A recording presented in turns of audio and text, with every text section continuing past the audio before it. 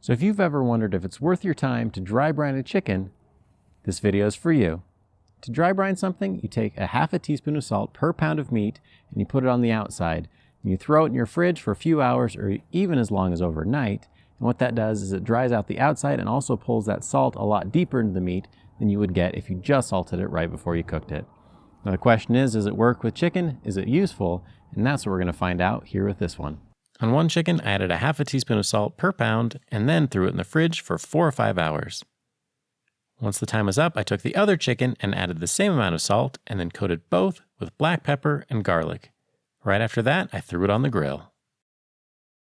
Okay, so I'm going to put both chickens on at the same time. I marked the dry brine one with a toothpick so I can tell the difference later, but I'm using the gas grill so that way I can keep the heat even and consistent between both the chickens.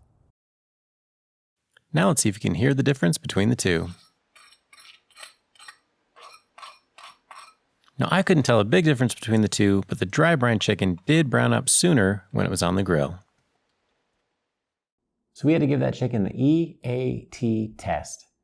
And we did a blind study where Mrs. Grill Top Experience didn't know which one was which, but I did, and what was interesting was that we both identified the exact same chicken as being more flavorful and more juicy. Now which one was it? It was the dry brine chicken. I repeated the test with 2 boneless, skinless chicken breasts that came from the same chicken. I took their original weight when they were first cut off, and I compared it to the final cooking weight to see which one came out on top. Now I also used my grill pan, which is great if you want grill marks, but none of the flavor. Then, once it was done, I put it in the oven so it could finish cooking, and after that I let them both rest together for about 5 minutes. You're going to want to check this one out.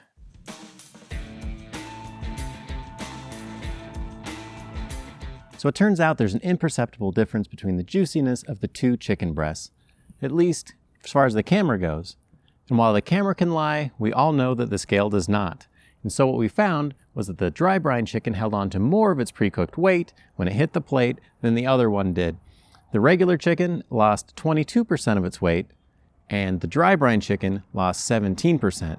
So that extra 5% of juiciness was able to concentrate the flavors, and you definitely felt it when you bit into it. Both Mrs. Grill Top Experience and I both felt like it was better. Now there is one drawback to dry brining your chicken, and that is you might oversalt it, or if you try to add some other kind of rub, almost all of them have salt on it, and you're going to have too much salt on your meat. But I found this trick to keep you from doing that.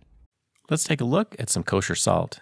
If you turn it around and look at the nutrition facts, it tells you how much sodium is in it, but not how much salt.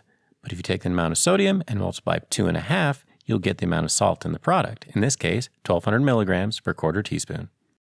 With another rub, you end up with a little bit less, in this case 310 or 775 milligrams per quarter teaspoon, which means you need 1.5 times as much to get the same amount of salt.